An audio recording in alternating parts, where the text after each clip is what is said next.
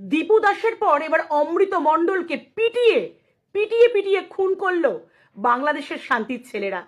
লা দিদি ভাই, দীপু দাসের পরই বাংলাদেশের শান্তির ছেলেরা অমৃত মণ্ডলকে পিটিয়ে পিটিয়ে খুন করেলি।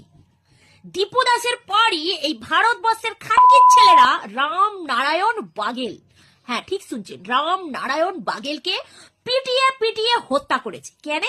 আরে বাবা, এই যে আপনি বাংলা ল্যাঙ্গুয়েজে প্রতিবাদ করছেন না, এই বাংলা ল্যাঙ্গুয়েজ বলার কারণে ওই চোর আখ্যা দেওয়া হয়েছে তাকে, কিন্তু আসল সন্দেহ তিনি ছিলেন বাংলাদেশি চোর। মানে তার নামে রাম থাক আর নারায়ণ থাক, মোট কথা তার মুখে বাংলা ভাষা থাকা চলবে না, বুঝছেন? এই জন্য ভারতের খানকির ছেলেরা ওকে মেরেছে। প্রতিবাদ করতে হলে দু তরফের প্রতিবাদ করুন, যেমন আমরা দীপুর কে মারার জন্য প্রতিবাদ জানাচ্ছি।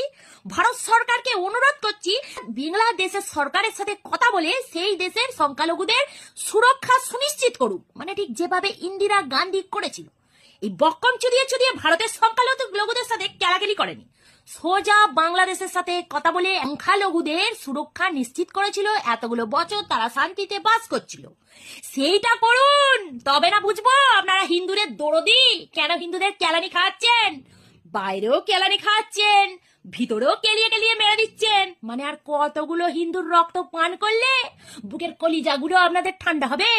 সত্যিকারের যদি হিন্দুর রক্ত শরীরের থেকে থাকে, তাহলে এবার ওই হিন্দু দরদি মানে যারা ওই খানকির ছেলে পিটিয়ে পিটিয়ে রামনারায়ণ বাঘেলকে মেরে দিল, তাদেরকে একটু প্রশ্ন করুন যে কেন রাম আর নারায়ণ থাকার পরও ভারতের মেটিতে তাকে পিটতে পিটতে মারা হলো।